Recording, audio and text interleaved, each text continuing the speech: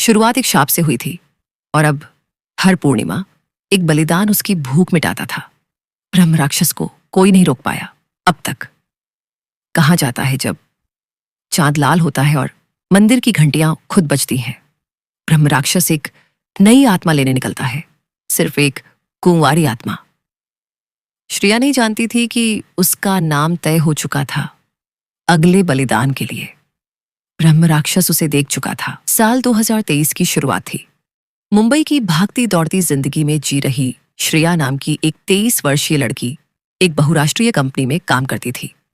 वह दिखने में खूबसूरत, समझदार और आत्मनिर्भर थी। उसके दिल में एक राज छिपा था, एक पुराना गांव रत्नपुर जो उसके पूर्वजों का था, लेकिन जिसके नाम से भी उसके परिवार में सन्नाटा छा जाता था। श्रेया का एक खास दोस्त था, अनिरुद्ध, जो उससे कॉलेज के दिनों से प्यार करता था। दोनों साथ रहते थे, लेकिन श्रेया कभी रत्नपुर की बात नहीं करती थी। एक दिन उसकी नानी की तबीयत बहुत बिगड़ गई। फोन आया, श्रेया, नानी बस कुछ दिन की मेहमान है, आखिरी बार उन्हें देखने गांव आ जाओ। श्रेया कुछ देर चुप रही, जैसे किसी पुराने जख्म पर किसी ने उंगली रख दी हो, लेकिन फिर बोली, ठीक है, मैं आ रही हूं। इस बार वो अकेली नहीं थी, उसके साथ थे उसके दोस्त वन, अनिरुद्ध, उसका प्रेमी जो हर हाल में उसके साथ रहना चाहता था। टू, नेहा, उसकी बेस्ट फ्रेंड जो एडवेंचर और लोक कथाओं की दीवानी थी। थ्री, विवेक, एक डॉक्यूमेंट्री मेकर जो गांव के रहस्यों को फिल्म में कैद करना चाहता था।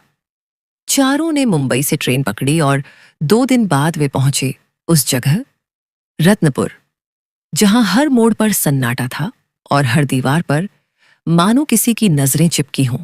गांव में पैर रखते ही एक बूढ़ी औरत उन्हें देख चिल्ला उठी, बचाओ, राक्षस आ गया, कुंवारी कन्या लौट आई। सब चौंक गए। श्रेया डर से कांप गई। अनिरुद्ध ने उसका हाथ थामा और पूछा, ये औरत तुम्हें ऐसे क्यों देख रही थी? श्रेया कुछ नहीं बोली, बस गांव की सूनी पगडंडियों को निहारती रही। जब वे अपने पुश्तैनी घर पहुंचे तो देखा, घर तो था लेकिन जैसे कोई सदी से उसमें न घुसा हो। धूल जाले और दीवारों पर उकेरी गई अजीब आकृतियां। दीवारों पर लाल रंग से कुछ लिखा था, जो रत्नपुर में जन्मी वो ही देगी ब्रह्म राक्षस को जीवन। विवेक ने कहा, ये तो किसी ब्लैक मैजिक की भाषा लग रही है। नेहा बोली, मैंने इसके बारे में पढ़ा है। उत्तर प्रदेश के कुछ गांवों में ब्रह्म राक्षसों की पूजा होती थी।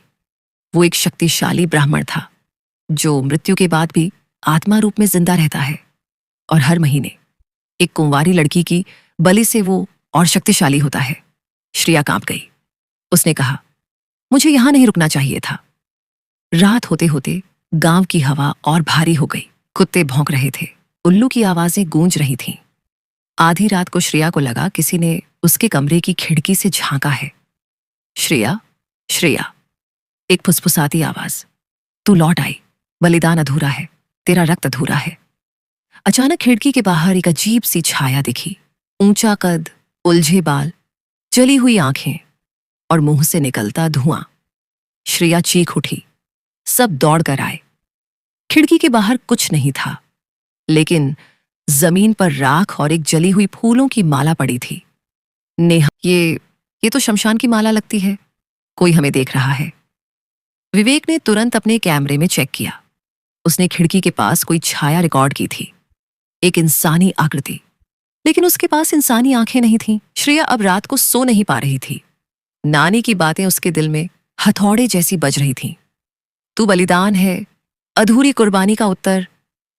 सुबह होने से पहले ही मंदिर की घंटियां खुद ब खुद बज उठीं।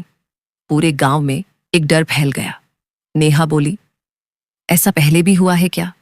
गांव के एक बूढ़े ने कहा, जब जब बलिदान अधूरा रह जाता है, मंदिर खुद पुकारने लगता है, अब राक्षस जाग गया है।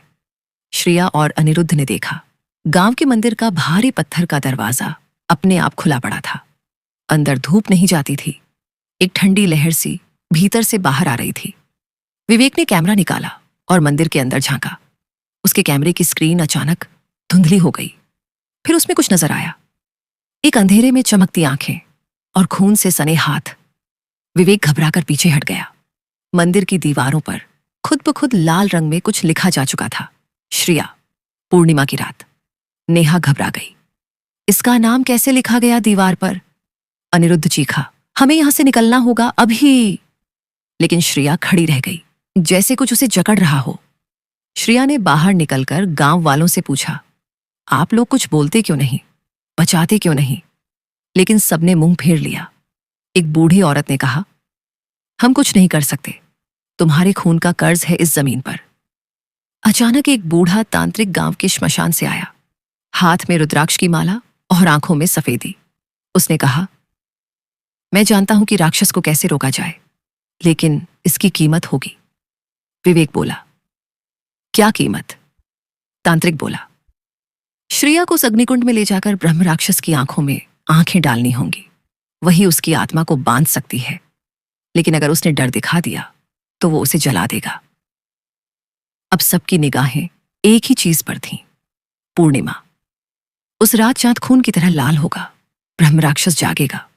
श्रेया और उसका डर या उसकी ताकत, यही तय करेगा रत्नपुर का भविष्य। रत्नपुर की हवा में कुछ बदल गया था। सूरज डूबते ही पूरे गांव पर अजीब सी चुप्पी छा गई थी, जैसे कोई सांस रोककर इंतजार कर रहा हो। रात ठीक 8 बजे चांद निकला, लेकिन ये कोई साधारण चांद नहीं था। पूरा लाल, रक्तिम, जैसे आसमान से खून टपक रहा हो। नेहा फुसफुसाई, ये वही रक्तचंद्र है जिसकी भविष्यवाणी शास्त्रों मंदिर के भीतर अग्निकुंड, जो सालों से शांत पड़ा था, खुद ब खुद जलने लगा। उसकी लपटें आसमान तक जा रही थीं। किसी ने उसमें आग नहीं डाली थी, ये राक्षस की चेतावनी थी। श्रेया डर के मारे कांपने लगी। अनिरुद्ध ने उसका हाथ थामा और कहा, मैं तुझे कुछ नहीं होने दूंगा। श्रेया सफेद चुन्नी ओढ़े मंदिर की ओर बढ़ी। हर कदम के साथ जमीन कांपती, हवा और ठंडी होती जा रही थी। मंदिर के पास गांव वाले दीपक लेकर खड़े थे, लेकिन कोई आंख नहीं मिला रहा था। यह था अघोषित बलिदान की परंपरा। जैसे ही श्रेया ने अग्निकुंड के सामने कदम रखा, जमीन फट गई। अंदर से निकला एक भयंकर स्वर, श्रेया, रक्त अधूरा है, अब मैं पूरा करूंगा। और फिर अग्नि से उठा वो ब्रह्म राक्षस। लंबा, राख से सना शरीर, उलझे बाल, जलती आंखें और गले में कुंवारी कन्याओं की सूखी मालाएं। उसका मुंह काला था, लेकिन आंखें अंगारे जैसी। नेहा और विवेक ने दूर से देखा और डर के मारे छी। तभी नानी की आत्मा एक दीपक के रूप में प्रकट हुई और बोली, श्रेया, तू बलिदान नहीं, तू अग्नि की पुत्री है। तेरे भीतर वो शक्ति है जो ब्रह्म राक्षस को फिर से आग में बंद कर सकती है। श्रेया की आंखों में जैसे कोई चिंगारी जाग उठी। उसने ब्रह्म राक्षस की आंखों में देखा और कुछ मंत्र याद आने लगे, शायद परदादी की आत्मा की ओर से। उसने अग्निकुंड के सामने खड़े होकर मंत्र पढ़ने शुरू किए। एयुएम अग्निरसे अग्निमीले पुरोहितम। राक्षस चिल्लाया। वो लपटों से बचने लगा, पर अग्नि की लकीरें उसे घेर रही थीं। राक्षस ने आखिरी बार श्रेया पर झपट्टा मारा, लेकिन तभी अनिरुद्ध दौड़कर उसके सामने आ गया। वो आग में जलने लगा, लेकिन उसने राक्षस को रोक लिया। श्रेया ने अंतिम मंत्र पढ़ा और अग्निकुंड की लपटें उठीं। ब्रह्म राक्षस आग में समा गया, एक दर्दनाक चीत्कार के साथ। अगली सुबह गांव में पहली बार घंटियां बजीं। पक्षियों ने चहचहाना शुरू किया। मंदिर का दरवाजा खुद बंद हो गया। नानी की आत्मा दीपक से उड़ती हुई स्वर्ग में चली गई। अनिरुद्ध झुलस गया था, लेकिन जीवित था। श्रेया ने उसका हाथ पकड़कर कहा, अब कोई बलिदान नहीं होगा, कभी नहीं।